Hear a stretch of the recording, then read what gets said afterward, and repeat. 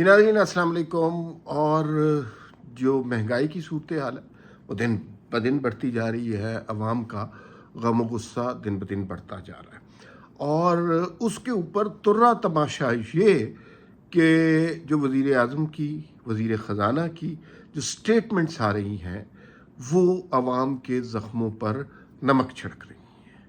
वज़ीर आज़म कभी कह देते हैं कि भाई ये महंगाई तो होगी, या फिर कि ये महंगाई के ऊपर जो एहतजाज किया जा रहा है ये ज़रूरत से ज़्यादा है, इतना एहतजाज नहीं बना, हमने लोगों पे जुल्म तो इतना ज़्यादा नहीं किया, लोग चीखें ज़्यादा मार रहे हैं, यही कहने का मकसद है ना।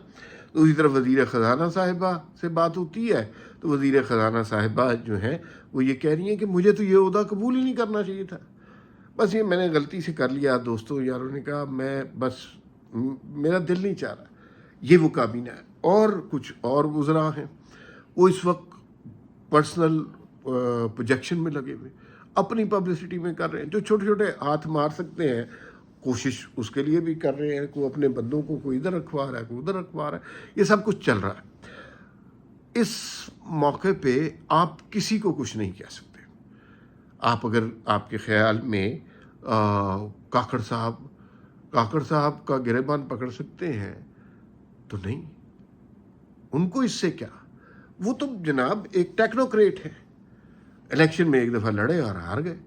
तो एक टेक्नोक्रेट जो है वो आकर किस तरह ये सारी चीज़ें ठीक करेगा। टेक्नोक्रेट कैसे, ये सारे के सारे बहुत अच्छे लोग हैं, काबीना के लोग सारे टेक्नोक्रेट कंसिडर होते हैं, बेहतरीन लोग हैं, साफ़ सुथरे, करप्शन कोई नहीं, ये वो इस तरह की प्रोफाइल सामने आए थे ना हमारे से। ये बड़े अच्छे लोग हैं, बहुत कमाल के लोग हैं, और ऐसी काबीना तो तारीख में कभी नहीं आई। और ख्वाब था कुछ लोगों का कि टेक्नोक्रेट्स की गवर्नमेंट आए, और टेक्नोक्रेट्स की गवर्नमेंट आई, उन्हें आवाम से लगाओ कि कोई नहीं है। देखिए टेक्नोक्रेट्स किस तरह हुकूमत चलाते हैं, जैसे एक्सेल की स्प्रेडशीट होती है ना, उस तरह हुकूमत चलाते हैं। अच्छा जी, बिलों पे बहुत ज़्यादा एहतजाज हो गया है तो कुछ अरब रुपया इधर से निकाल के इधर डाल देते हैं, चलो जी बिल थोड़े सस्ते हो गए तो साथ ही पेट्रोल महंगा हो गया। अच्छा, पेट्रोल पे ज़्यादा शोर मचना शुरू हो गया, उससे उठाएं और पानी का बिल डाल दें, गैस का बिल डाल दें। वो तो इसी तरह स्प्रेडशीट में सारी चीज़ें इक्वल करते रहते हैं, अच्छी सी बैलेंस शीट बनाने के ये माहिर होते हैं। ये सारे लोग अंग्रेज़ी बहुत अच्छा बोलते हैं, प्रेजेंटेशन बड़ी अच्छी होती है, डिलीवरी बहुत अच्छी होती है।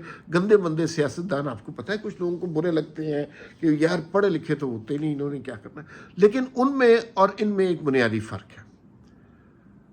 ये कोई वज़ीर आज़म, मुंतखब वज़ीर आज़म ये बयान नहीं दे सकता था कि हमने महंगाई कम की है, आप एहतजाज ज़्यादा कर रहे हैं। जब मुंतखब वज़ीर आज़म होता है, चाहे वो चुनतखब हो या मुंतखब हो, अवाम उसका गिरेबान पकड़ सकती है, उससे सवाल कर सकती है, चाहे वो शहबाज शरीफ हो, इमरान खान हो, नवाज शरीफ हो, कोई भी शख्स हो। लेकिन काकड़ साहब को आप कुछ नहीं कह सकते। उनके क्या स्टेक्स है, उन्होंने क्या दोबारा इलेक्शन लड़ना है? नहीं, उन्होंने कभी भी सारी उम्र इलेक्शन नहीं लड़ना। वो तो जनाब एक दफ़ा वज़ीर आज़म बन गए हैं, अब उन्होंने सारी उम्र पेंशन खानी है। बेहतरीन अंग्रेज़ी बुलवा लें उनसे, वो बेहतरीन अंग्रेज़ी बोलेंगे, डायलॉग करवा लें, किताब लिखवा लें, किताब भी बहुत अच्छी लिखेंगे। लेकिन क्या वो इस मौके पे जिस पेन से, जिस तकलीफ़ से, जिस दुख दर्द से आवाम गुजर रहे हैं, क्या वो उसको अंडरस्टैंड कर सकेंगे?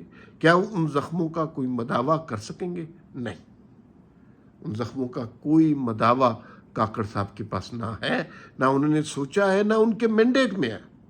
उनके मैंडेट में जो उन्हें दिया गया हुआ है कि भाई आपने ये हुकूमत चलानी है, ये IMF का माहिदा पड़ा है, इतने पैसे इसको देने, इतने पैसे इसको देने हैं, और बस जो फाइल सामने आए आंखें बंद करके दस्तखत कर देने। तो वो तो समझ रहे हैं कि उनकी नौकरी यही है, और वो नौकरी बेहतरीन कर रहे हैं। उनकी तरफ से हर सड़क पे लोग खुदकुशी करते रहे, हर सड़क पे खुद को आग लगाते रहे। आप इसहाक डार थे, उनकी फाइनेंशियल पॉलिसीज गलत होंगी, लेकिन आप उनको इल्ज़ाम देते थे, आप उनका गिरेबान पकड़ते थे, आप उनसे कहते थे कि मैं आपको वोट नहीं दूंगा, आपकी पूरी पार्टी को वोट नहीं दूंगा। یہ آپ کا حق تھا اگر اسحاق ڈار نے آپ کے لیے ریلیف کریٹ نہیں کیا۔ عمران خان کی حکومت تھی، حفیظ شیخ ہوں، شوکت ترین ہوں، آپ ان کا گریبان پکڑ سکتے تھے، آپ ان کو دھمکی دے سکتے تھے کہ بھائی جو مرضی کرو، ہم نے تمہیں ووٹ نہیں دینا، تم نے ہماری زندگی کو مشکل بنایا ہے۔ اب یہ جو شمشاد اختر صاحبہ ہے، یہ جو وزیر اعظم کاکڑ صاحب ہیں، یا باقی کابینہ ہے، اس میں سے کسی کو آپ پوچھ بھی سکتے ہیں کہ بھائی ہم آپ کا کوئی حق ہے ان پہ کہ ہم آپ کو ووٹ نہیں دیں گے، ہم آپ کو منتخب نہیں کریں گے؟ تو وہ تو ان کے لیے مسئلہ نہیں ہے، ان کو منتخب کرنے والے شاید 10 دفعہ انہیں منتخب کریں، شاید 100 دفعہ منتخب کریں، تو اس سے تو کوئی فرق نہیں۔ اور ابھی آہستہ آہستہ یہ بحران بڑھے گا۔ دیکھیے نا، بجلی کے بحران پہ لوگ کتنے پریشان تھے، اس پہ عوام کے لیے ریلیف کریٹ کرنا چاہیے تھا، لیکن ریلیف نہیں کریٹ کیا گیا، پیٹرول کی قیمت بڑھا دی گئی، اور آنے والے دنوں میں پیٹرول اور بجلی کی قیمت بہت زیادہ بڑھنے والی ہے۔ ڈالر آسمان سے باتیں کرے گا۔ یہ ابھی آغاز ہے اس نگران حکومت کا۔ یہ جو صاف ستھرے سوٹ پہنے ہوئے لوگ آپ کو نظر آ رہے تھے، جن کے لیے تالیاں بجا رہے تھے کہ ایک نیک اور صالح قیادت آ گئی ہے، اس کا آپ اگلے چند ہفتوں کے بعد دیکھیے گا کہ حشر کیا ہوگا۔ عوام انہیں کس زبان سے پکاریں گے، کس زبان سے انہیں مخاطب کریں گے، اور ان کے حق میں کیا کیا باتیں کریں گے۔ یہ اب نوشتہ دیوار ہے، اس کو روکا نہیں جا سکتا۔ غلطی کس کی ہے کہ پاکستان اس مقام پر پہنچ گیا؟ $1 ارب کوئی اتنی بڑی رقم نہیں ہوتی، وہ مانگنے کے لیے IMF کے پیچھے ہم پھر رہے تھے۔ کیا یہ اسحاق ڈار کی، حفیظ شیخ کی، شوکت ترین کی، یا کاکڑ صاحب کی کوئی غلطی ہے؟ مجھے بتائیے اگر آپ کے ذہن میں کوئی ایسا خیال ہے۔ میرا نہیں خیال کہ یہ ان میں سے کسی کی غلطی ہے۔ ایک اخلاقی، سیاسی، جمہوری، معاشی انہدام ہمیں دہائیوں سے درپیش ہے۔ ہم نے اس ملک پر اپنی مرضی کے ہر طرح کے تجربے کیے۔ آج بھی ہم لوگوں کے ذہنوں میں یہ بات ڈال رہے ہیں کہ ایک شخص آئے گا، وہ سارے مسئلے حل کر سکتا ہے۔ کوئی ایک شخص آئے، سب کو الٹا لٹکا دے، وہ سب کو ٹھیک کر سکتا ہے۔ ہمیں اس بات کو سمجھنا چاہیے کہ یہ معاملہ ایک شخص کا نہیں ہے، نیک اور صالح قیادت کا نہیں ہے، یہ معاملہ سسٹم کا ہے۔ سسٹم کو چلنے دیں گے، چیزیں گریجول ٹھیک ہوں گی۔ ساری دنیا میں اسی طرح ٹھیک ہوئی ہیں۔ ایک شخص آ کے تلوار لہرا کے مسائل حل نہیں کر سکتا۔ یہ خواب ہمیں 75 سال سے بیچا گیا ہے، اور اس خواب سے بہت سے لوگوں نے فائدہ بھی اٹھایا۔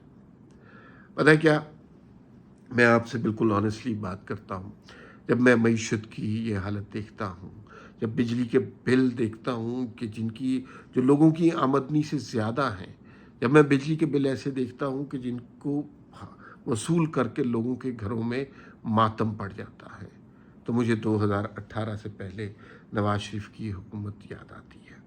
وہ حکومت تھی جب ڈالر کی قیمت بھی کم تھی، جب بجلی کی قیمت بھی کم تھی، جب دہشت گردی بھی ختم ہو رہی تھی، لوڈ شیڈنگ بھی ختم ہو گئی تھی، ترقیاتی پروجیکٹ بھی لگ رہے تھے، اور اتنا بڑا بحران نہیں تھا۔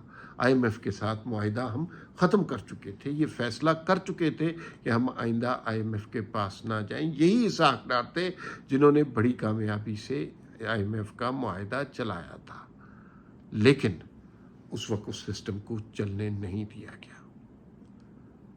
آپ سب کو یاد ہے نا؟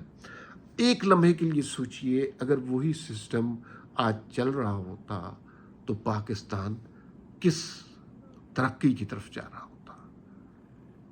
اور قیمتیں کتنی کم ہوتی، یہ والے مسائل ہوتے ہی نہ جو ہوتے ہیں۔ لیکن اس وقت کچھ لوگوں کے ذہنوں پر ہائیبرڈ نظام کا تجربہ چھایا ہوا تھا، اور انہوں نے کہا وہ تجربہ ضرور کرنا ہے۔ اسی وجہ سے اس وقت ایک اچھی معیشت کے چلتے ہوئے جنرل باجوہ سیمینار کروایا کرتے تھے، اور یہ بیانات ISPR کی طرف سے دلوایا کرتے تھے کہ معیشت اگر بری نہیں ہے تو اچھی بھی نہیں ہے۔ ان سارے لوگوں کو سامنے بٹھا کے پوچھا جائے جو تجربات آپ نے کیے، اب معیشت اچھی ہے؟ اب معیشت بری ہے، اس ملک کے کروڑوں عوام کی بد دعائیں لینے کے بعد ہائیبرڈ نظام کے خالق غالب ہے۔ ہمیں ایک سٹیج پر ان کو سزاوار ٹھہرانا ہے، ورنہ یہ ہائیبرڈ نظام کا لالچ یہاں پر چلتا ہی رہے گا۔ فی الوقت اتنا ہی، پھر ملاقات ہوگی۔ اللہ حافظ۔